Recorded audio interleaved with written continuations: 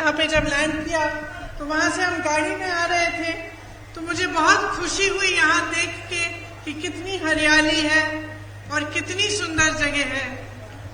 ನಾನು ಇವತ್ತು आज बहुत बहुत खुश हूँ। ನಾನು ಇವತ್ತು ಇಲ್ಲಿಂದ 10-15 ನಿಮಿಷಗಳ ದೂರದ ಒಂದು ಹೆಲಿಪ್ಯಾಡ್ ನಲ್ಲಿ ಇಳಿದು ಅಲ್ಲಿಂದ ಇಲ್ಲಿಗೆ ಬರಬೇಕಾದ್ರೆ ದಾರಿಯಲ್ಲಿದ್ದಂತ ಹಸಿರು ಮತ್ತು ಸುಂದರತೆಯನ್ನು ನೋಡಿ ಕರ್ನಾಟಕ ಎಷ್ಟು ಸುಂದರವಾಗಿದೆ ಅಂತ ಹೇಳಿ ನನಗೆ ಬಹಳ ಖುಷಿ ಆಗ್ತಾ ಇದೆ। ये संगम नगरी है जहाँ कावेरी और काबिनी नदी का संगम है। ಇದು ಒಂದು ಸಂಗಮ ಸ್ಥಳ, ಇಲ್ಲಿ ಕಾವೇರಿ ಮತ್ತು ಕಬಿನಿಯರ ಸಂಗಮ ಇದೆ। ಇಲ್ಲಿ मंदिरों की नगरी है, मंदिरों की नगरी है। ಇಲ್ಲಿ ದೇವಸ್ಥಾನಗಳ ಮತ್ತು ನದಿಗಳ ಸ್ಥಳ ಆಗಿದೆ ಇದು। यहाँ आकर जैसे मैंने कहा मुझे बहुत खुशी है और मुझे एहसास है कि एक पवित्र भूमि भी है। ನನಗೆ ಇಲ್ಲಿಗೆ ಬಂದಿದ್ದಕ್ಕೆ ಖುಷಿ ಇದೆ ಮತ್ತೆ ನನಗೆ ಗೊತ್ತಿದೆ ಇದೊಂದು ಪವಿತ್ರವಾದ ಸ್ಥಳ ಅಂತ ಹೇಳಿ।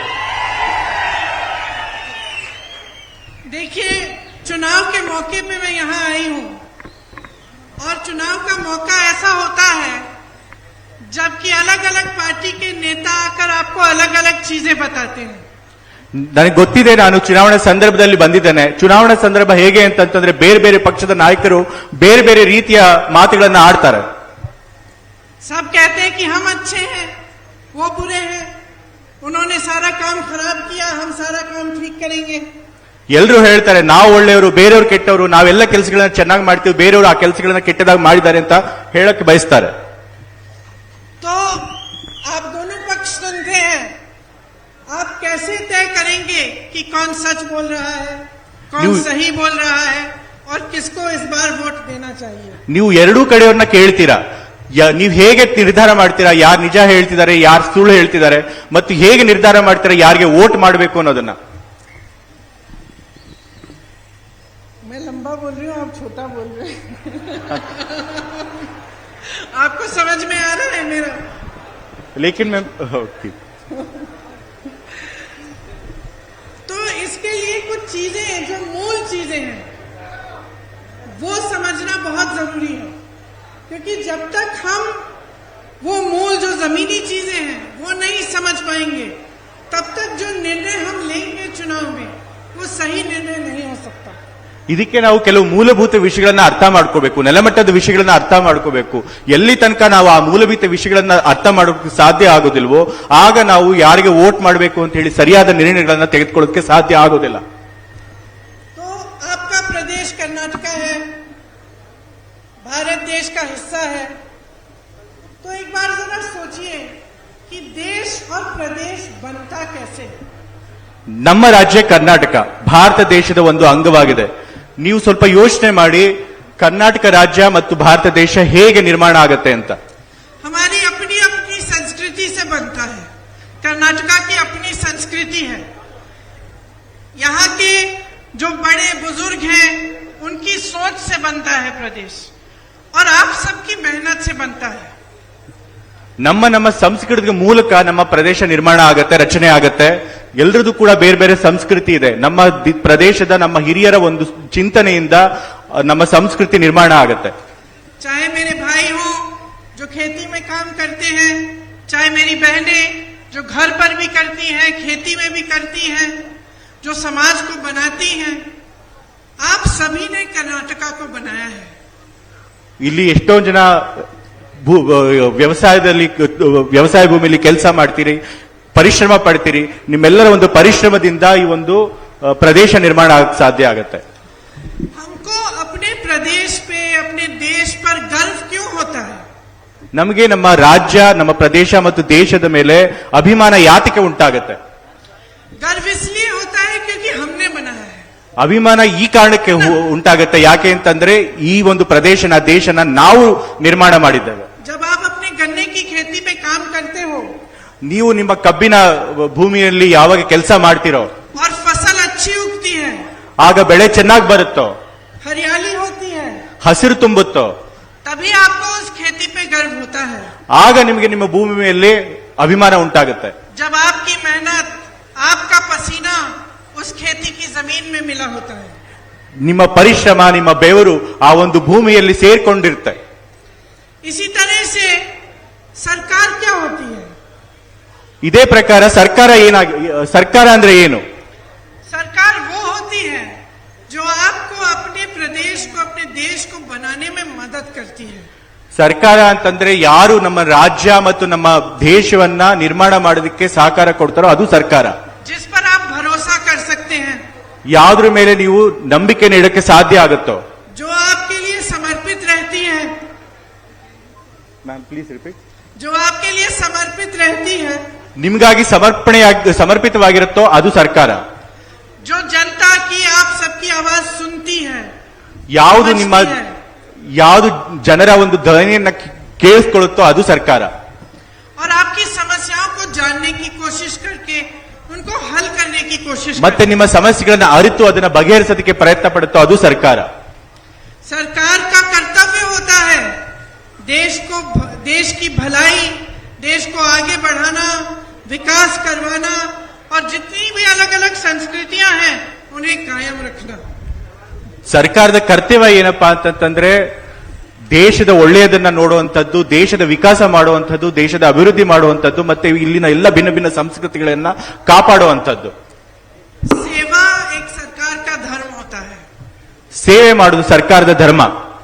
और ईमानदारी एक ऐसा असूल है कि सरकार का कर्तव्य है कि ये असूल वो अपनाए। ಪ್ರಾಮಾಣಿಕತೆ ಸರ್ಕಾರದ ಒಂದು ತತ್ವ ಆಗಿರಬೇಕು.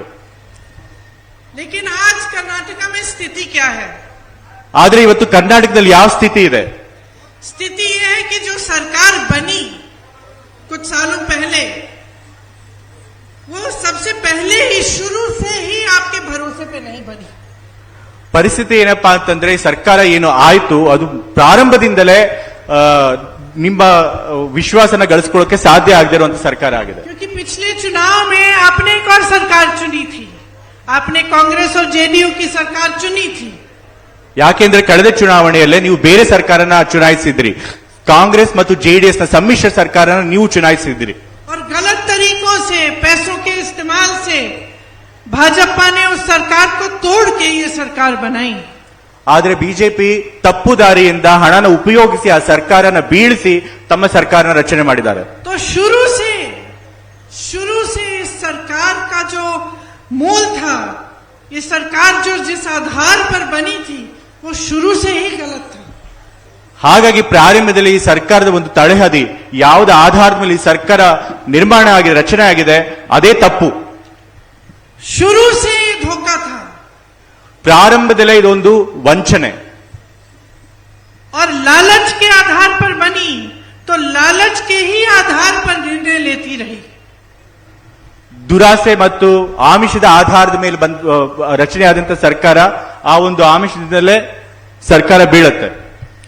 इसका नतीजा क्या रहा? इसका नतीजा ये रहा कि ऐसे बहुत सारे काम थे जो करने चाहिए थे इनको, जो इन्होंने किए नहीं। ಇದರ ಪರಿಣಾಮ ಏನಾಯ್ತು? ಈ ಸರ್ಕಾರ ಏನು ಕೆಲಸಗಳನ್ನ ಮಾಡಬೇಕಾಗಿತ್ತು ಆ ಕೆಲಸನ ಮಾಡಕ್ ಸಾಧ್ಯ ಆಗ್ಲಿಲ್ಲ. पिछले अगर आप कुछ 3 सालों में देखें तो आपको पता चलेगा कि केंद्र से जितने पैसे कर्नाटका के लिए आने थे वो आस्ते आस्ते कम होते चले गए। ಕೆಲವು ವರ್ಷಗಳಿಂದ ನೀವು ನೋಡಿದ್ರೆ ಕೇಂದ್ರ ಸರ್ಕಾರದಿಂದ ನಮ್ಮ ರಾಜ್ಯಕ್ಕೆ ಬರಬೇಕಾದಂತ ಹಣ ಏನಿದೆ ಅದು ಬರ್ತಾ ಬರ್ತಾ ಕಮ್ಮಿ ಆಗ್ತಾ ಹೋಗಿದೆ. कर्नाटका का अपना झंडा है, आपके गर्व की निशानी है, आज तक उसे उन्होंने अप्रूव नहीं किया। Ma'am can you please repeat first line please? Karnataka का झंडा है हाँ, जो आपकी गर्व की निशानी है, आपके प्रदेश की निशानी है, उसको अप्रूव नहीं किया सरकार ने। ನಮ್ಮ ಕರ್ನಾಟಕದ ಬಾವುಟ ಏನಿದೆ, ನಮ್ಮ ಗರ್ವದ ನಮ್ಮ ಅಭಿಮಾನದ ಸಂಕೇತ ಏನಿದೆ ಅದನ್ನು ಕೂಡ ಈ ಸರ್ಕಾರ ಅದನ್ನ ಅಪ್ರೂವ್ ಮಾಡಿಲ್ಲ. आपको दुर्बल नेता मिले, बार बार चीफ मिनिस्टर बदलते गए। ನಮಗೆ ಅತ್ಯಂತ ದುರ್ಬಲರಾದಂತ ನಾಯಕರು ಸಿಕ್ಕಿದ್ರು, ಅವ್ರನ್ನ ಪದೇ ಪದೇ ಬದಲಾಯಿಸಲಾಯಿತು. मंत्रिमंडल का विस्तार नहीं हुआ, ಮಂತ್ರಿಮಂಡಲದ ವಿಸ್ತರಣೆ ಕೂಡ ಆಗ್ಲಿಲ್ಲ. और जो गवर्नेंस की बातें हैं जिससे प्रदेश चलता है वो सब ढीली पड़ गई। ಮತ್ತೆ ಆಡಳಿತದ ಪ್ರಶ್ನೆ ಬಂದಾಗ ಯಾವುದರಿಂದ ಈ ಒಂದು ರಾಜ್ಯ ನಡಿಬೇಕಾಗಿತ್ತೋ ಆ ಒಂದು ಆಡಳಿತ ಬಹಳ ಸಡಿಲವಾಗಿದೆ. ಇಲ್ಲಿ सबसे ज्यादा दुख की बात तो ये है कि ये जो 40% की सरकार चली उसने आपको लूटा, ಎಲ್ಲದಕ್ಕಿಂತ ದುಃಖದ ಸಂಗತಿ ಅಂದ್ರೆ ಈ ಒಂದು 40% ಕಮಿಷನ್ ಸರ್ಕಾರ ಏನಾಯ್ತು, ಇದು ನಮ್ಮನ್ನೆಲ್ಲ ಲೂಟಿ ಮಾಡಿದೆ. बेशर्मी से लूटा और बेरहमी से लूटा. ನಿರ್ಲಜ್ಜೆಯಿಂದ ಈ ಒಂದು ನಮ್ಮ ರಾಜ್ಯನ ಈ ಸರ್ಕಾರ ಲೂಟಿ ಮಾಡಿದೆ ಮತ್ತು ಅಪ್ರಾಮಾಣಿಕತೆಯಿಂದ ಲೂಟಿ ಮಾಡಿದೆ. आपने सुना होगा कि कितने कॉन्ट्रैक्टर्स ने आत्महत्या की. आपने ये भी सुना होगा कि कॉन्ट्रैक्टर्स एसोसिएशन और स्कूल के मैनेजमेंट एसोसिएशन ने पीएम तक चिट्ठी लिखी. ನೀವು ಕೇಳಿರಬಹುದು, समाधान नहीं हुआ. ನೀವು ಕೇಳಿರಬಹುದು ಕಾಂಟ್ರಾಕ್ಟ್ ಎಷ್ಟೊಂದು ಜನ ಗುತ್ತಿಗೆದಾರರು ಆತ್ಮಹತ್ಯೆ ಮಾಡಿಕೊಂಡ್ರು, ಮತ್ತೆ ಗುತ್ತಿಗೆದಾರ ಸಂಘದವರು ಮತ್ತೆ ಸ್ಕೂಲ್ ಮ್ಯಾನೇಜ್ಮೆಂಟ್ ಸಂಘದವರು ಪ್ರಧಾನಮಂತ್ರಿಗಳ ತನಕ ಭ್ರಷ್ಟಾಚಾರದ ಬಗ್ಗೆ ಆದರೂ ಕೂಡ ಆ ಸಮಸ್ಯೆ ಬಗೆಹರಿಲಿಲ್ಲ. भर्तियों में स्कैम हुए, पुलिस की भर्तियों में स्कैम हुए, तमाम स्कैम हुए, लेकिन कहीं किसी भी दोषी को नहीं पकड़ा गया, क्योंकि ज्यादातर वो भाजपा से एसोसिएटेड दोषी थे. ಹಲವಾರು ಹಗರಣಗಳಾಯ್ತು, ಪೊಲೀಸ್ ಭರ್ತಿಯಲ್ಲಿ ಹಗರಣ ಆಯಿತು, ಮತ್ತೆ ಎಲ್ಲ ಹಗರಣಗಳಲ್ಲೂ ಕೂಡ ಯಾರು ದೋಷಿಗಳಿದ್ದಾರೆ, ಯಾರು ತಪ್ಪಿತಸ್ಥರಿದ್ದಾರೆ ಅವರನ್ನು ಯಾರನ್ನೂ ಕೂಡ ಬಂಧಿಸಲಾಗಕ್ಕೆ ಸಾಧ್ಯ ಆಗಿಲ್ಲ. ಯಾಕೆ ಅಂತಂದ್ರೆ ಎಲ್ಲ ಹಗರಣಗಳಲ್ಲಿ ಬಿಜೆಪಿಯವರ ಭಾಗಿಯಾಗಿದ್ರು. आपने शायद पढ़ा होगा कि एक विधायक के बेटे के पास 8 करोड़ रुपए कैश में मिले. ನೀವು ಕೇಳಿರಬಹುದು, ಒಬ್ಬ ಶಾಸಕರ ಪುತ್ರನ ಬಳಿ 5 ಕೋಟಿಯಷ್ಟು ಹಣ ಸಿಕ್ಕಿತು. उस पे कार्रवाई करने के बजाय उनके पिता ने तो परेड निकाल ली. ಅದ್ರ ಮೇಲೆ ತನಿಖೆ ಮಾಡೋದ್ರ ಬದಲು ಆ ಒಂದು ಪುತ್ರನ ತಂದೆ ಏನಿದ್ರು ಯಾರ ತರ ಹಣ ಸಿಕ್ಕಿತ್ತು ಅವರು ಪಲಾಯನ ಕೂಡ ಮಾಡ್ಬಿಟ್ರು, ತಲೆ ಮರೆಸ್ಕೊಂಡ್ರು. किसी को नहीं छोड़ा, कोविड के मरीजों को नहीं छोड़ा, स्कूल के बच्चों के अंडों को नहीं छोड़ा. जहां देखो वहां पे जहां मौका मिला इन्होंने आपको लूटा. ಇವರು ಯಾರನ್ನೂ ಬಿಡ್ಲಿಲ್ಲ, ಕೋವಿಡ್ ನ ರೋಗಿಗಳನ್ನೂ ಬಿಡ್ಲಿಲ್ಲ, ಸ್ಕೂಲ್ ಮಕ್ಕಳ ಮೊಟ್ಟೆಗಳನ್ನೂ ಬಿಡ್ಲಿಲ್ಲ, ಎಲ್ಲರನ್ನೂ ಕೂಡ ಲೂಟಿ ಮಾಡಿದ್ರು. कहा जाता है कि 1.5 लाख करोड़ रुपए लूटे गए हैं कर्नाटका प्रदेश से. 1.5 लाख ಹೇಳಲಾಗ್ತಾ ಇದೆ 1.5 ಲಕ್ಷ ಕೋಟಿಯಷ್ಟು ಹಣ ಕರ್ನಾಟಕದಿಂದ ಲೂಟಿ ಮಾಡಿದ್ದಾರೆ ಅಂತ ಹೇಳಿ. आपको मालूम है कि इन 1.5 लाख करोड़ रुपयों में से कितना बन सकता था आपके प्रदेश के लिए? 100 एम्स के अस्पताल बन सकते थे. ನಿಮಗೆ ಗೊತ್ತಿದೆ 1.5 ಲಕ್ಷ ಕೋಟಿಗಳಲ್ಲಿ ಎಷ್ಟೆಲ್ಲ ಅಭಿವೃದ್ಧಿ ಆಗಕ್ಕೆ ಸಾಧ್ಯ ಆಗ್ತಾ ಇತ್ತು, ಎಷ್ಟೆಲ್ಲ ಹಾಸ್ಪಿಟಲ್ಗಳನ್ನು ಕಟ್ಟೋದಕ್ಕೆ ಸಾಧ್ಯ ಆಗ್ತಾ ಇತ್ತು. 2250 6 लेन की एक्सप्रेसवे 2250 किलोमीटर लंबी बन सकती थी. 2025 ಕಿಲೋಮೀಟರ್ ಎಕ್ಸ್ಪ್ರೆಸ್ ವೇಗಳನ್ನ ಹೆದ್ದಾರಿಗಳನ್ನ ಮಾಡೋದಕ್ಕೆ ಸಾಧ್ಯ ಆಗ್ತಿತ್ತು ಈ ಹಣದಲ್ಲಿ. 30,000 स्मार्ट क्लासरूम बन सकते थे. 30,000 ಸ್ಮಾರ್ಟ್ ಕ್ಲಾಸ್ಗಳನ್ನ ನಾವು ಕಟ್ಟಬಹುದಕ್ಕೆ ಸಾಧ್ಯ ಆಗ್ತಾ ಇತ್ತು. 750 किलोमीटर लंबी मेट्रो बन सकती थी. 750 ಕಿಲೋಮೀಟರ್ ಮೆಟ್ರೋ ಲೈನ್ ಕೂಡ ಮಾಡೋದಕ್ಕೆ ಸಾಧ್ಯ ಆಗ್ತಿತ್ತು ಈ ಹಣದಲ್ಲಿ. 30 लाख अफोर्डेबल हाउसिंग के घर. सोचिए जितना इन्होंने लूटा है उसमें से 30 लाख गरीबों के लिए घर बन सकते थे. 30 ಲಕ್ಷ ಮನೆಗಳನ್ನ ಕಟ್ಕೊಡ್ಬೋದಾಗಿತ್ತು ಬಡವರಿಗಾಗಿ. तो जब सरकार की नीयत ऐसी होती है तो इसका असर किस पे होता है आप बताइए. ये नौजवान जो यहाँ पे खड़े हैं, हाथ उठाओ, कितने नौजवान हो यहाँ, हाथ उठा के दिखाओ. एक ही है क्या? ಎಷ್ಟು ಜನ ಯುವಕರಿಲ್ಲಿದ್ದಾರೆ ದಯವಿಟ್ಟು ಕೈ ಎತ್ತಿ ತೋರಿಸಿ. आप में से कितनों को सरकारी नौकरी मिली? ನಿಮ್ಮಲ್ಲಿ ಎಷ್ಟು ಜನಕ್ಕೆ ಇಲ್ಲಿ ಸರ್ಕಾರಿ ಉದ್ಯೋಗ ಸಿಕ್ಕಿದೆ? नहीं मिली ना. क्या आपको मालूम है कि लाखों पद खाली पड़े हैं सरकार के? लाखों पद खाली पड़े हैं सरकार के. ನಿಮಗೆ ಗೊತ್ತಿದೆಯಾ ಲಕ್ಷಗಟ್ಟಲೆ ಹುದ್ದೆಗಳು ಸರ್ಕಾರದಲ್ಲಿ ಇವತ್ತು ಖಾಲಿ ಬಿದ್ದಿವೆ. और ये लाखों पद खाली हैं और आप सब बेरोजगार हैं, तो इसका क्या मतलब है? ಇವತ್ತು ಲಕ್ಷಗಟ್ಟಲೆ ಹುದ್ದೆಗಳು ಖಾಲಿ ಇದೆ ಮತ್ತು ನೀವೆಲ್ಲ ಇಷ್ಟೊಂದು ಜನ ನಿರುದ್ಯೋಗಿಗಳಿದ್ದೀರಿ, ಇದರ ಅರ್ಥ ಏನು? ये तो आप ही की नौकरियां हैं, आप ही का रोजगार है. ಇದು ನಿಮ್ಮದೇ ನೌಕರಿ, सरकार आपको दे नहीं रही है. ಇದು ನಿಮ್ಮದೇ ನೌಕರಿ, ನಿಮಗೆ ಸಿಗಬೇಕಾದ ಉದ್ಯೋಗ ಸರ್ಕಾರ ಅದನ್ನು ನಿಮಗೆ ಕೊಡಬೇಕಾಗಿತ್ತು. जितने वादे किए इस सरकार ने ಎಷ್ಟು सारे तोड़ दिए. ಇವರು ಎಷ್ಟು ಭರವಸೆಗಳು ಕೊಟ್ಟಿದ್ರು ಅಷ್ಟೂ ಭರವಸೆಗಳನ್ನು ಕೂಡ ಇವರು ಈಡೇರಿಸಿಲ್ಲ. आपको याद है कि आपको कहा था नम्मा कर्नाटका के नम्मा वचना, याद है आपको? ನಿಮ್ಗೆ ನೆನಪಿದೆಯಾ ನಮ್ಮ ಕರ್ನಾಟಕಕ್ಕೆ ನಮ್ಮ ವಚನ ಅಂತ ಹೇಳಿ ಅವರೊಂದು ಭರವಸೆ ಕೊಟ್ಟಿದ್ರು. आज कांग्रेस कि निम्मा हतिरा दिया उत्तर ಇವತ್ತು ಕಾಂಗ್ರೆಸ್ ಬಿಜೆಪಿ ಹತ್ರ ಕೇಳ್ತಾ ಇದೆ, ನಿಮ್ಮ ಬಳಿ ಉತ್ತರ ಇದೆಯಾ? आप जवाब नहीं दे पा रहे हैं, हम सवाल उठा रहे हैं। ये रोजगार कहां गए, ये पैसा कहां गया, ये जो आपने वचन दिए थे इनका क्या हुआ, और आप जवाब नहीं दे पा रहे हैं। ಇವತ್ತು ನೀವು ಉತ್ತರ ಕೊಡೋದಕ್ಕಾಗ್ತಿಲ್ಲ. ನಾವು ಪ್ರಶ್ನೆಗಳನ್ನ ಕೇಳ್ತಾ ಇದ್ದೀವಿ. ಇವತ್ತು ಇಷ್ಟೊಂದು ಉದ್ಯೋಗಗಳು ಎಲ್ಲಿ ಹೋದವು, ಇಷ್ಟೊಂದು ಹಣ ಎಲ್ಲಿ ಹೋಯ್ತು, ನಾವು ಪ್ರಶ್ನೆಗಳನ್ನ ಕೇಳ್ತಾ ಇದ್ದೀವಿ, ಆದ್ರೆ ಬಿಜೆಪಿಯವರಿಗೆ ಉತ್ತರ ಕೊಡೋಕ್ಕಾಗ್ತಾ ಇಲ್ಲ. इन्होंने आरक्षण की बात की, इस पे भी धोखा दिया। ಇವರು कहा कि आरक्षण को बढ़ाएंगे। ಇವರು ಮೀಸಲಾತಿ ಬಗ್ಗೆ ಮಾತನಾಡಿದ್ರು, ಮೀಸಲಾತಿಯನ್ನ ಹೆಚ್ಚಳ ಮಾಡ್ತೀವಿ ಅಂತ ಹೇಳಿದ್ರು. ಅದರೊಳಗೂ ಕೂಡ ಇವರು ಮೋಸ ಮಾಡಿದ್ದಾರೆ, ವಂಚನೆ ಮಾಡಿದ್ದಾರೆ. लेकिन केंद्र में भी इन्हीं की सरकार है, और केंद्र में उसको बढ़ाने के लिए जो 9th शेड्यूल में डालना पड़ता है वो उन्होंने डाला नहीं। ಕೇಂದ್ರದಲ್ಲಿ ಬಿಜೆಪಿ ಅವರದೇ ಸರ್ಕಾರ ಇದೆ. ಈ ಮೀಸಲಾತಿ ಹೆಚ್ಚಳಕ್ಕೆ ಇದನ್ನ 9th ಶೆಡ್ಯೂಲ್ಗೆ ಸೇರಿಸಬೇಕಾಗಿತ್ತು, 9ನೇ ಪರಿಚ್ಛೇದಕ್ಕೆ. ಆದ್ರೆ ಕೇಂದ್ರದವರು ಅದರ 9ನೇ ಪರಿಚ್ಛೇದಕ್ಕೆ ಸೇರಿಸಿಲ್ಲ. यहाँ प्रचार किया कि आरक्षण बढ़ाया जाएगा, वहां पे आरक्षण को उन्होंने बढ़ाने का कोई काम नहीं किया। ಕೇಂದ್ರದಲ್ಲಿ ಅವರು ಮೀಸಲಾತಿ ಹೆಚ್ಚಳನ ತಿರಸ್ಕಾರ ಮಾಡಿದ್ದಾರೆ, ಆದ್ರೆ ಇಲ್ಲಿ ಪ್ರಚಾರ ಮಾಡ್ತಾ ಇದ್ದಾರೆ ನಾವು ಮೀಸಲಾತಿನ ಹೆಚ್ಚಳ ಮಾಡಿದೀವಿ ಅಂತ ಹೇಳಿ. आप नंदिनी को जानते हैं? ನೀವು ನಂದಿನಿ ಬಗ್ಗೆ ತಿಳ್ಕೊಂಡಿದ್ದೀರಾ ಅಲ್ವಾ? जानते हैं? आपके ಗೊತ್ತಿದೆಯಾ? यहाँ का कर्नाटका का एक कोऑपरेटिव है जो सब दूध बनाता है और दूध के पदार्थ बनाता है। ನಿಮಗೆ ನಂದಿನಿ ಬಗ್ಗೆ ಗೊತ್ತಿರಬೇಕು. ಇಲ್ಲಿ ಹಾಲು ಮತ್ತೆ ಹಾಲು ಉತ್ಪನ್ನಗಳನ್ನ ಉತ್ಪಾದನೆ ಮಾಡುವಂತಹ ಒಂದು ಕೋಆಪರೇಟಿವ್ ಸಂಸ್ಥೆ.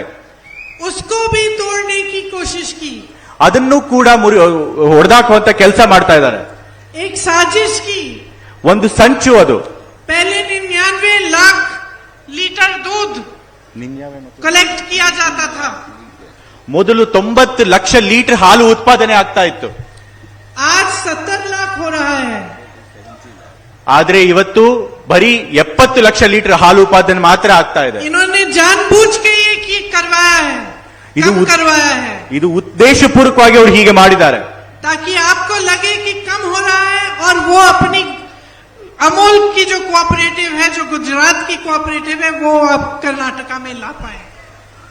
ಇದು ಉದ್ದೇಶಪೂರ್ವಕವಾಗಿ ಹಾಲು ಉತ್ಪಾದನೆ ಕಮ್ಮಿ ಮಾಡಲಾಗ್ತಿದೆ. ಯಾಕೆಂದ್ರೆ ನಿಮ್ಗೆ ಅನ್ನಿಸ್ಬೇಕು ಅದು ನಮ್ಮಲ್ಲಿ ಕಮ್ಮಿ ಹಾಲು ಉತ್ಪಾದನೆ ಆಗ್ತಿದೆ, ಹಾಗಾಗಿ ಅದು ಆ ಕಾರಣಕ್ಕೋಸ್ಕರವಾಗಿ ಗುಜರಾತಿನ ಅಮೂಲ್ ಸಹಕಾರಿ ಸಂಸ್ಥೆಯನ್ನ ಇಲ್ಲಿಗೆ ತರುವಂತ ಪ್ರಯತ್ನ ಮಾಡಬೇಕು ಅಂತ ಹೇಳಿ ಮಾಡ್ತಾ ಇದ್ದಾರೆ. आपको याद होगा कि कांग्रेस के समय में इतना दूध इकट्ठा होता था कि बचता था, और उसी वजह से जो स्कूल के बच्चों को दूध दिलवाने का जो कार्यक्रम, जो योजना बनाई क्षीरा भाग्य, वो उसी की वजह से बना।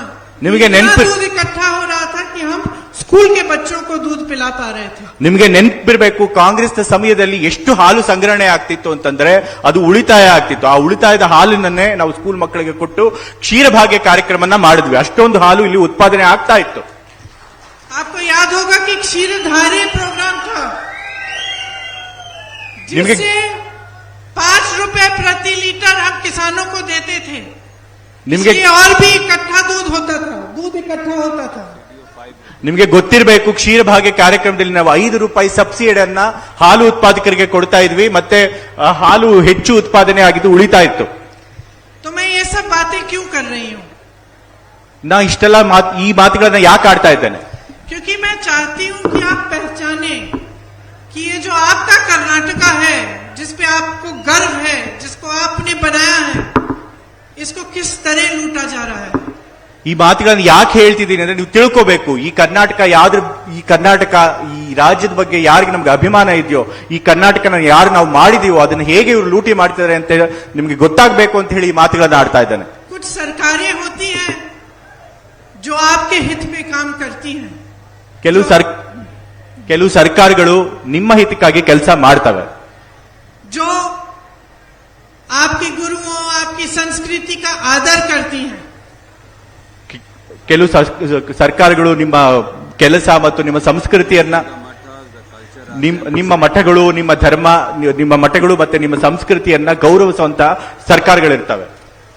आज श्री बसवन्ना, श्री नारायण गुरु जैसे आपके जो महापुरुष थे, ಇವತ್ತು ಬಸವಣ್ಣನವರು, महात्मा थे कर्नाटक ನಾರಾಯಣ ಗುರು, ಇಂಥ ಮಹಾನ್ ಪುರುಷರು ಯಾರು ಮಹಾತ್ಮರಾಗಿದ್ರು. महात्मा थे, जो आपके महात्मा थे, आज वो क्या सोचते होंगे कि ऐसी सभाओं में, चुनावी सभाओं में उनका नाम लिया जाता है, लेकिन आप ही के प्रदेश में आरएसएस जैसी संस्थाएं उनकी ही सीख को घुमाकर दूसरी तरह से आपके सामने पेश करना चाहती हैं। ಇವತ್ತು ಏನ್ ಮಹನೀಯರಿದ್ರು, ಬಸವಣ್ಣರಾಗಬಹುದು ಅಥವಾ ನಾರಾಯಣ ಗುರುಗಳು, ಅವರ ಹೆಸರನ್ನ ಚುನಾವಣೆ ಸಭೆಗಳಲ್ಲಿ ಇವರು ಉಪಯೋಗಿಸಿಕೊಂಡು ಅವರ ಒಂದು ಬೋಧನೆ, ಅವರ ಒಂದು ತತ್ವಗಳನ್ನ ತಿರುಗಿಸಿ ಅವ್ರಿಗೆ ಬೇಕಾದಾಗೆ ಅದನ್ನ ತಿರುಗಿಸಿ ಅವರು ಹೇಳ್ತಿರ್ಬೇಕಾದ್ರೆ ಅವ್ರು ಏನ್ ಯೋಚನೆ ಮಾಡಬಹುದು. और उनके बारे में झूठ फैलाया जाता है। ಮತ್ತೆ ಅವ್ರ ಬಗ್ಗೆ ಸುಳ್ಳುಗಳನ್ನು ಕೂಡ ಹೇಳಲಾಗ್ತಾ ಇದೆ. वो क्या सोचते कि इतनी महान जो कर्नाटका की जनता है, जिसने सबसे हमेशा अपने आत्मविश्वास से, अपनी मेहनत से अपनी कमाई की है, कि यहाँ मंच पे खड़े होकर भाजपा के नेता आपको धमकी देते हैं, आपको कहते हैं कि अगर भाजपा को वोट नहीं दोगे तो मोदी जी का आशीर्वाद आपके साथ नहीं होगा। ಅಂತ ಆ ಮಹನೀಯರೆಲ್ಲ ಇವತ್ತು ಏನ್ ಯೋಚನೆ ಮಾಡಬಹುದು. ಇವತ್ತು ವೇದಿಕೆಗಳ ಮೇಲೆ ನಿಂತ್ಕೊಂಡು ಬಿಜೆಪಿ ಅವರು, ಯಾರು ನೀವು ನಮ್ಮ ರಾಜ್ಯನ ನೀವು ಕಟ್ಟಿದಿರಿ, ನಿಮ್ಮ ಪರಿಶ್ರಮದ ಬಗ್ಗೆ ನಿಮ್ಗೆ ಹೆಮ್ಮೆ ಇದೆ, ಅಂಥ ಜನದ ಬಗ್ಗೆ, ಅಂಥ ಜನನ್ನ ಇವರು ಹೆದರಿಸ್ತಾರೆ. ನಿಮ್ಗೆ ಏನಾದ್ರು ಚುನಾವಣೆಯಲ್ಲಿ ಗೆಲ್ಲಿಸಿಲ್ಲ ಅಂದ್ರೆ ಮೋದಿ ಅವರ ಆಶೀರ್ವಾದ ನಿಮ್ಗೆ ಸಿಗೋದಿಲ್ಲ ಅಂತ ಹೆದರಿಸಬೇಕಾದ್ರೆ ಅವರೆಲ್ಲ ಏನ್ ಯೋಚನೆ ಮಾಡಬಹುದು. जिस जनता को बसवन्ना जी, नारायण गुरु जी, कुवेंपु जी जैसे महात्माओं ने आशीर्वाद दिया, ಯಾವ ಜನತೆಗೆ ಬಸವಣ್ಣನವರು, ಕುವೆಂಪು ಅಂತ ಮಹನೀಯರು ಆಶೀರ್ವಾದ ಕೊಟ್ಟಿದ್ದಾರೋ, उस जनता को किसी भी आज के नेता की आशीर्वाद की जरूरत नहीं। ಆ ಅಂತಹ ಜನತೆಗೆ ಯಾವುದೇ ಇವತ್ತಿನ ಯಾವುದೇ ಒಂದು ನಾಯಕನ ಆಶೀರ್ವಾದ ಅಗತ್ಯ ಇಲ್ಲ. ये आपके गर्व की बात है, ऐसा कहना आपका अपमान है। ಇದು ನಿಮ್ಮ ಹೆಮ್ಮೆಯ ಸಂಗತಿ, ಇಂಥ ಮಹನೀಯರು ಆಶೀರ್ವಾದ ನಮಗೆ ಅಂತ ಹೇಳಿ. ಆದ್ರೆ ನಿಮ್ ಬಗ್ಗೆ ಮೋದಿ ಆಶೀರ್ವಾದ ಬೇಕು ಅಂತ ಹೇಳೋದು ಅದು ನಮಗೆ ಮಾಡಿದಂತ ಅಪಮಾನ. कर्नाटका एक ऐसा प्रदेश है जो अपने आप अपनी मेहनत से बना। ಕರ್ನಾಟಕ ಒಂದು ಅಂಥ ಪ್ರದೇಶ, ತನ್ನ ಸ್ವಂತ ಬಲದಿಂದ ನಿರ್ಮಾಣ ಆಗಿರುವಂತಹ ಪ್ರದೇಶ. आपकी सोचने की इच्छा शक्ति, अपने प्रदेश को बदलने की इच्छा शक्ति, आपकी जो अपनी मेहनत है उसी से आप बने हैं। ನಿಮ್ಮ ಒಂದು ಇಚ್ಛಾಶಕ್ತಿ, ಒಂದು ಪ್ರದೇಶನ ಅಭಿವೃದ್ಧಿ ಮಾಡಿ ಬದಲಾಯಿಸಬೇಕು ಅಂತ ಹೇಳಿ ಏನ್ ಇಚ್ಛಾಶಕ್ತಿಯಿಂದ, ಆ ಒಂದು ಇಚ್ಛಾಶಕ್ತಿಯಿಂದ ನಾವು ನಮ್ಮ ಪ್ರದೇಶನ ಕಟ್ಟಿದ್ದೇವೆ. आपने कितनी बार असंभव को संभव किया, ನಾವು ಎಷ್ಟು ಬಾರಿ ಅಸಾಧ್ಯನ ಸಾಧ್ಯವಾಗಿ ಮಾಡಿ ತೋರಿಸಿದ್ದೇವೆ. आपने पूरे देश को दिखाया। देश भर में जब कोई जाता है कर्नाटका का होता है तो हम सब समझते हैं कि बहुत मेहनती होगा। ನೀವು ಇಡೀ ಭಾರತಕ್ಕೆ ತೋರಿಸಿದ್ದೀರ. ಭಾರತದ ಇಡೀ ದೇಶದಿಂದ ನಾವು ಕರ್ನಾಟಕಕ್ಕೆ ಬಂದಾಗ ಅವ್ರಿಗೆ ಗೊತ್ತಿರುತ್ತೆ ಕರ್ನಾಟಕದ ಜನ ಸ್ವಂತ ಬಲದಿಂದ ಮೇಲೆ ಬಂದಂತವರು ಅಂತ ಹೇಳಿ. तो जब आपके साथ इस तरह की बातें होती हैं, जब लूट होता है, जब आपकी शक्ति को पहचाना नहीं जाता है तो पूरे देश को दुख होता है। ಇಂಥ ಸಂದರ್ಭದಲ್ಲಿ ನಮಗೆ ಅವಮಾನ ಮಾಡಿದಾಗ, ನಮ್ಮ ಒಂದು ಪರಿಶ್ರಮನ ಮನ್ನಣೆಗೆ ತೆಗೆದುಕೊಳ್ಳದೆ ಇದ್ದಾಗ ಇಡೀ ದೇಶಕ್ಕೆ ಅದು ದುಃಖದ ಸಂಗತಿ ಆಗುತ್ತೆ. जब हमें पता चलता है कि 2.5 लाख सरकारी नौकरियां, सरकारी पद खाली हैं और वो भरे नहीं गए और यहाँ के नौजवान बेरोजगार हैं तो दुख होता है। Ma'am can you repeat please? जब हमें पता चलता है कि 2.5 लाख सरकारी पद खाली हैं और यहाँ के तमाम नौजवान बेरोजगार हैं तो हमें दुख होता है। ನಮಗೆ ಯಾವಾಗ ಇಲ್ಲಿ 2.5 ಲಕ್ಷ ಹುದ್ದೆಗಳು, ಸರ್ಕಾರಿ ಹುದ್ದೆಗಳು ಖಾಲಿ ಇದಾವೆ, ಮತ್ತೆ ಇಲ್ಲಿನ ಯುವಕರು ಅದರಿಂದಾಗಿ ನಿರುದ್ಯೋಗಿಗಳಾಗಿದ್ದಾರೆ ಅಂತ ಗೊತ್ತಾದಾಗ ನಮಗೆ ಬಹಳ ದುಃಖ ಆಗುತ್ತೆ. जब पता चलता है कि हर पोस्ट का रेट पहले से ही फिक्स है तो दिल टूटता है। ಪ್ರತಿಯೊಂದು ಹುದ್ದೆಯ ರೇಟ್ ಆಗ್ಲೇ ಫಿಕ್ಸ್ ಆಗಿದೆ ಅಂತ ಹೇಳಿ ಗೊತ್ತಾದಾಗ ನಮಗೆ ಹೃದಯಕ್ಕೆ ನೋವಾಗುತ್ತೆ. आज लेक्चरर के पोस्ट के लिए 30 से 50 लाख, जूनियर इंजीनियर के पोस्ट के लिए 30 लाख, असिस्टेंट प्रोफेसर के पोस्ट के लिए 50 से 70 लाख, क्या है ये? ಇವತ್ತು ಲೆಕ್ಚರರ್ ಪೋಸ್ಟ್ಗೆ 30 ರಿಂದ 50 ಲಕ್ಷ, क्या है ये? ಅಸಿಸ್ಟೆಂಟ್ ಪ್ರೊಫೆಸರ್ಗೆ 30 ಲಕ್ಷ, ಜೂನಿಯರ್ ಇಂಜಿನಿಯರ್ಗೆ 20 ಲಕ್ಷಗಳು ರೇಟ್ ಫಿಕ್ಸ್ ಮಾಡಿಟ್ಟಿದ್ದಾರೆ. ಕೆಲವು वहां प्रधानमंत्री के बड़े बड़े उद्योगपति दोस्त अडानी जैसे लोग 1600 करोड़ रुपए कमा रहे हैं। यहाँ के गन्ने का किसान को अपना पैसा नहीं मिलता। 1600 crore. 600 crore. 600 can win, but sugarcane farmer is not getting the price for his product. ಇವತ್ತು ಪ್ರಧಾನಿಗಳು ಅಂಬಾನಿ ಅಂತವ್ರ ಜೊತೆ ಸೇರಿ ಅವರಿಗೆ 16 ಲಕ್ಷ ಕೋಟಿಯಷ್ಟು ಲಾಭ ಮಾಡಿಕೊಡ್ತಾರೆ. ಆದ್ರೆ ನಮ್ಮ ಇಲ್ಲಿ ಕಬ್ಬಿನ ಬೆಳೆಗಾರರಿಗೆ ಅವ್ರಿಗೆ ಸಿಗಬೇಕಾದಂತಹ ಒಂದು ಬೆಲೆನ ಕೊಡೋದಕ್ಕೆ ಸಾಧ್ಯ ಆಗ್ತಾ ಇಲ್ಲ. तो बड़े बड़े उद्योगपति कमाते हैं, उनको लोन मिलता है, उनसे जीएसटी भी नहीं ली जाती। अभी अभी एक डील हुई, मैंने अखबार में पढ़ा, जीएसटी भी नहीं दी। और आपसे हर छोटी छोटी चीज पे जीएसटी। आपको गन्ने का दाम नहीं मिलता सही। आपको मालूम है कि यहाँ कर्नाटका में सबसे कम मिल रहा है। कांग्रेस के प्रदेशों में देखिए सबसे ज्यादा मिलता है। Sugarcane in India is in Karnataka. तो आप समझिए कि आपके साथ क्या हो रहा है। आप गैस सिलेंडर के लिए 1100 रुपए क्यों दे रहे हैं? सरसों का तेल कितने का है? दाल, पढ़ाई लिखाई का दाम, दवाइयां, फीस, रसोई की जितनी भी चीजें हैं सब महंगी से महंगी होती चली जा रही हैं। और ये सरकार अपने बड़े बड़े उद्योगपति मित्रों की मदद के लिए सब कुछ कर रही है, लेकिन आपकी मदद के लिए कुछ नहीं। आपको लूटा जा रहा है। ये 1.5 लाख करोड़ रुपए जो ये लूट रहे हैं, ये कहाँ जा रहे हैं? कौन ले रहा है? ये उनके बड़े बड़े उद्योगपति मित्र और वो उनके नेता। और आप यहाँ पे गरीबी में आपके दलदल से आपको निकाला ही नहीं जा रहा है। निकालना नहीं चाहते हैं, समझ लीजिए, निकालना नहीं चाहते हैं। क्योंकि आपको निकाल देंगे गरीबी से तो आप खड़े होंगे इनके खिलाफ, आप सवाल उठाएंगे, आप पूछेंगे कि मेरे पैसे किसने लिए, कि ये कर्नाटका प्रदेश के पैसे मेरे पैसे हैं, आप बोलेंगे। और आपसे डरते हैं, इसीलिए हमेशा आपको दबा के रखेंगे, आपको बोलने नहीं देंगे, आपको गरीब रखेंगे। अगर एक सरकार की नीयत सही होती है तो बहुत कुछ करके दिखा सकती है। आपने कांग्रेस की सरकार को देखा था, आपको याद होगा, आपको याद है अन्ना भाग्य योजना थी, क्षीर भाग्य थी, पशु भाग्य थी, कृषि भाग्य थी, आरोग्य भाग्य थी, विद्याश्री थी, इंदिरा कैंटीन थे। ये सब क्यों बनाए गए? आपकी मदद के लिए, आपकी सहायता के लिए, ताकि आपको कमी ना हो, आप अपने पैरों पे खड़े हो सकते हैं। सही सरकार सही काम करती है। आज भी अगर आप देखें तो आप यहां गन्ने की खेती करते हो, आपको सही दाम नहीं मिलता। बाढ़ आती है, फसलें डूब जाती हैं। भाजपा की सरकार कुछ नहीं करती, सोई रहती है, लूट में मस्त है, आपकी मदद नहीं होती। बहुत लंबा बोल दिया।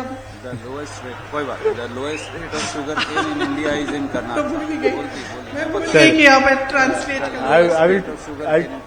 I'll try it, ma'am. ಇವತ್ತು ದೊಡ್ಡ ದೊಡ್ಡ ಉದ್ಯಮಪತಿಗಳಿಗೆ ಸಾಲ ಕೊಡ್ತಾರೆ, ಅವರು ಲಾಭ ಮಾಡ್ಕೊಳ್ತಾರೆ, ಅವ್ರಿಗೆ GST ಟ್ಯಾಕ್ಸ್ ಹಾಕೋದಿಲ್ಲ.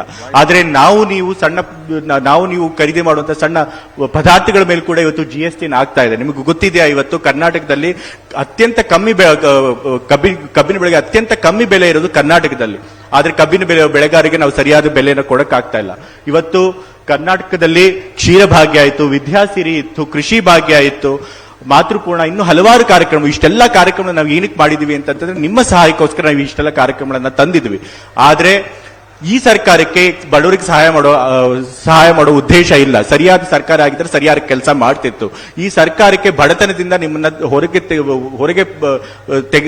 ತೆಗೆಯುವಂತ ಉದ್ದೇಶ ಇಲ್ಲ. ಯಾತಕ್ಕೆ ಅಂದ್ರೆ ನಿಮ್ಗೆ ಗೊತ್ತಿದೆ ಇವರು ನೀವು ಬಡತನದಿಂದ ಹೊರಗೆ ಬಂದ ತಕ್ಷಣ ಇವ್ರನ್ನ ಪ್ರಶ್ನೆ ಕೇಳ್ತೀರಾ, ಇವ್ರು ಎದುರು ನಿಲ್ತಾರೆ ಅಂತ ಹೇಳಿ. ಹಾಗಾಗಿ ಈ ಬಡತನ ಹೋಗ್ಲಾಡಿಸಬೇಕು ಅನ್ನೋ ಉದ್ದೇಶನೇ ಈ ಸರ್ಕಾರಕ್ಕೆ ಇಲ್ಲ. ಕೇವಲ ಉದ್ಯಮಪತಿಗಳಿಗೆ ಮಾತ್ರ ಲಾಭ ಮಾಡಿಕೊಡ್ತಾ ಇದೆ ಈ ಸರ್ಕಾರ.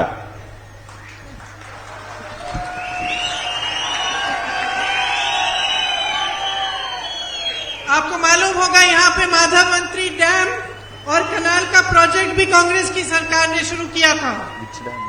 ऐसी बहुत सारी योजनाएं कांग्रेस ने की। ಇಲ್ಲಿ ಹಲವಾರು ಅಣೆಕಟ್ಟುಗಳು ಮತ್ತೆ ನೀರಾವರಿ ಪ್ರಾಜೆಕ್ಟ್ಗಳು ಏನಿತ್ತು ಅದನ್ನು ಕೂಡ ಕರ್ನಾಟಕ ಸರ್ಕಾರನೇ ಪ್ರಾರಂಭ ಮಾಡಿದ್ದು, ಕಾಂಗ್ರೆಸ್ ಸರ್ಕಾರನೇ ಪ್ರಾರಂಭ ಮಾಡಿದ್ದು ಅನ್ನೋದು ನಿಮಗೆ ಗೊತ್ತಿರಬೇಕು.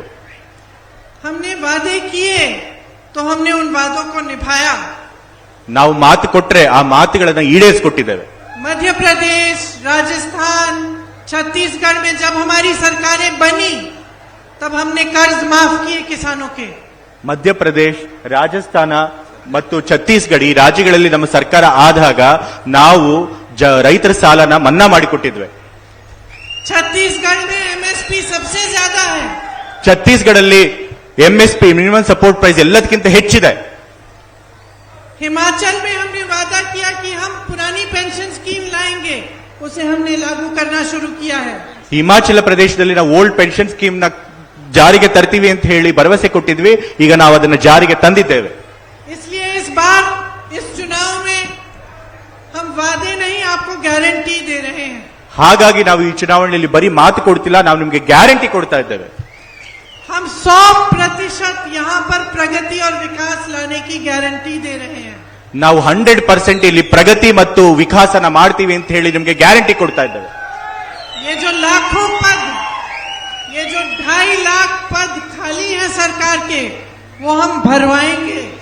ಈ 2.5 ಲಕ್ಷ ಹುದ್ದೆಗಳೇನು ಸರ್ಕಾರಿ ಹುದ್ದೆಗಳು ಖಾಲಿ ಇದೆ, ನಾವು ಅದನ್ನ ಭರ್ತಿ ಮಾಡಿ ತೋರಿಸ್ತೇವೆ.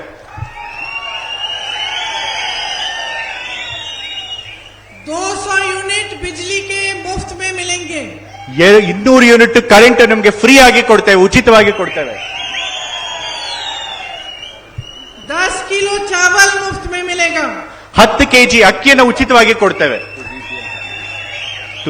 मेरे युवा भाइयों और बहनों, सभी ग्रेजुएट युवाओं को 3,000 रुपए महीने का बेरोजगारी भत्ता मिलेगा. ನನ್ನ ಪ್ರೀತಿಯ ಯುವ ಸಹೋದರ ಮತ್ತು ಸಹೋದರಿಯರೇ, ನಿಮಗೆ ಯಾರು ಡಿಗ್ರಿ ಮಾಡಿದ್ದಾರೆ ಅವರಿಗೆ ತಿಂಗಳಿಗೆ 3,000 ರೂಪಾಯಿ, ಡಿಪ್ಲೊಮಾ ಮಾಡಿರೋರಿಗೆ ತಿಂಗಳಿಗೆ 1,500 ರೂಪಾಯಿ ಕೊಡ್ತೇವೆ 2 ವರ್ಷಗಳ ತನಕ.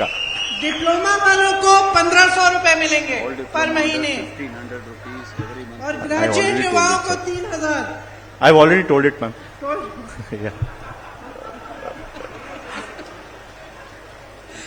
महिलाओं को हर महीने 2,000 रुपए, गृहलक्ष्मी ताकि Now- आप, क्योंकि मैं जानती हूँ, देखिए मेरी जो बहनें यहाँ बैठी हैं, सबसे ज्यादा बोझ मेरी बहनें उठाती हैं.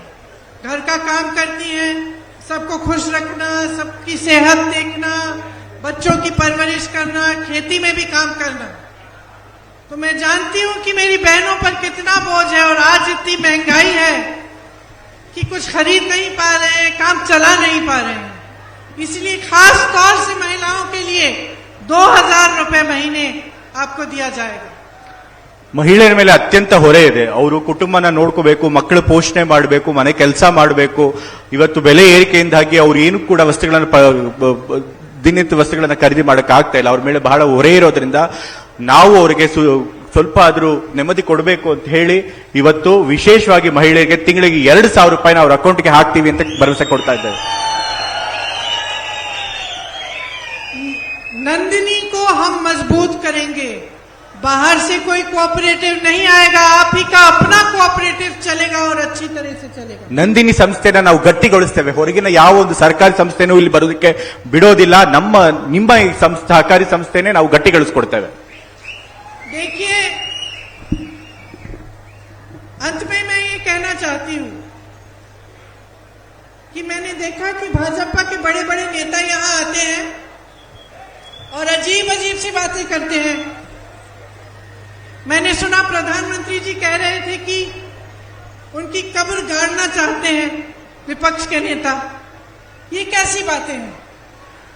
ನಾನು ಕೇಳಲ್ಪಟ್ಟೆ, ಇಲ್ಲಿ ಬಿಜೆಪಿಯ ದೊಡ್ಡ ದೊಡ್ಡ ನಾಯಕರು ಬಂದು ತಲೆಬುಡ ಇಲ್ಲದ ವಿಚಿತ್ರವಾದ ಮಾತುಗಳನ್ನ ಆಡ್ತಾ ಇದ್ದಾರೆ ಅಂತ ಹೇಳಿ ಪ್ರಧಾನಮಂತ್ರಿ ಅವರು ಇಲ್ಲಿಗೆ ಬಂದು ಅವರ ಸಮಾಧಿನ ತೋಡೋದಕ್ಕೆ ಕಾಂಗ್ರೆಸ್ ನಾಯಕರು ಸಿದ್ಧವಾಗಿದ್ದಾರೆ ಅಂತ ಹೇಳು ಅಂತ ವಿಚಿತ್ರವಾದ ಮಾತುಗಳನ್ನ ಆಡ್ತಾ ಇದ್ದಾರೆ.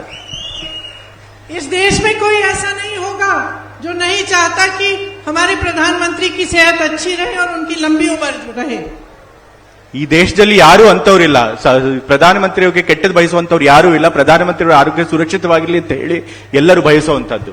लेकिन मैं आपसे पूछना चाहती हूँ, क्या ये चुनाव का मुद्दा है? ಆದ್ರೆ ನಿಮ್ಗೆ ಕೇಳಕ್ ಇಷ್ಟಪಡ್ತೀನಿ, ಇದೇನು ಚುನಾವಣೆ ಇಶ್ಯೂನ ಇದು, ವಿಷಯನ, ಚುನಾವಣಾ ವಿಷಯನ ಇದು? ಇದು ಚುನಾವಣೆ ವಿಷಯ ಆಗಕ್ಕೆ ಸಾಧ್ಯನಾ? अजीब अजीब से मुद्दे, अजीब अजीब से विषय उठाते हैं, लेकिन आपकी बात क्यों नहीं करते? महंगाई की बात क्यों नहीं करते? बेरोजगारी की बात क्यों नहीं करते? आपको आगे बढ़ाने की बात क्यों नहीं करते? ವಿಚಿತ್ರವಾದ ಕೆಲಸಕ್ಕೆ ಬಾರದ ಮಾತುಗಳನ್ನು ಯಾಕೆ ಆಡ್ತಾ ಇದ್ದಾರೆ? ನಿಮ್ಮ ವಿಷಯಗಳ ಬಗ್ಗೆ ಯಾಕೆ ಮಾತಾಡ್ತಿಲ್ಲ? ನಿರುದ್ಯೋಗದ ಬಗ್ಗೆ, ಬೆಲೆ ಏರಿಕೆ ಬಗ್ಗೆ, ಈ ವಿಷಯಗಳ ಬಗ್ಗೆ ಯಾಕೆ ಮಾತನಾಡ್ತಿಲ್ಲ ಅವರು? तो मैं आपसे कहना चाहती हूं कि ये आपका काम है कि आप इस चुनाव को अपने मुद्दों पर केंद्रित रखें। ನಾನು ಹೇಳಕ್ ಇಷ್ಟಪಡ್ತೇನೆ, ನೀವು ಈ ಚುನಾವಣೆಯನ್ನ ನಿಮ್ಮ ವಿಷಯಗಳ ಬಗ್ಗೆ ಕೇಂದ್ರಿತವಾಗಿರೋಂಗೆ ಇಟ್ಕೊಳ್ಳೋದಕ್ಕೆ ಪ್ರಯತ್ನ ಪಡಬೇಕು. ये चुनाव मोदी जी के बारे में नहीं है। ಈ ಚುನಾವಣೆ ಮೋದಿಜಿ ಅವರ ಬಗ್ಗೆ ಅಲ್ಲ. ये चुनाव किसी भी नेता के बारे में नहीं है, चाहे वो किसी भी पार्टी का हो। ಈ ಚುನಾವಣೆ ಯಾವ ನಾಯಕರ ಬಗ್ಗೆ ಅಲ್ಲ, ಯಾವ ಪಕ್ಷದವರಾದ್ರೂ ಸರಿ, ಯಾವ ನಾಯಕರ ಬಗ್ಗೆ ಅಲ್ಲ ಈ ಚುನಾವಣೆ. ये चुनाव आपके कर्नाटका के बारे में है।